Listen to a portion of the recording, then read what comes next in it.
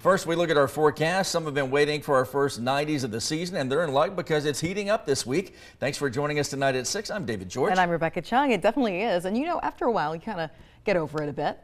Well, yeah, you've been wanting 90s, even though this year you kind of eased into it some. I sort of eased into it, but thankfully we're getting a little bit of a cool down tonight. Let's check in with Chief Meteorologist Matt Miller now. And Matt, how cool are we getting? You know, we saw that this morning. We're down in the low 50s. I think again tomorrow morning we're going to see some lower 50s as well. So kind of one of those last few cooler days before we get into the heat of summer.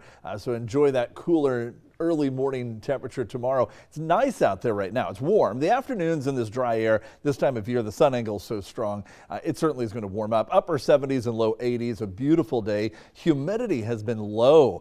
What an enjoyable feel to the air today as the dew points are into the 30s and 40s over most of the area. A few low 50s to the northeast, but mainly 30s and 40s. And that is a comfortably low level of humidity for this time of year especially.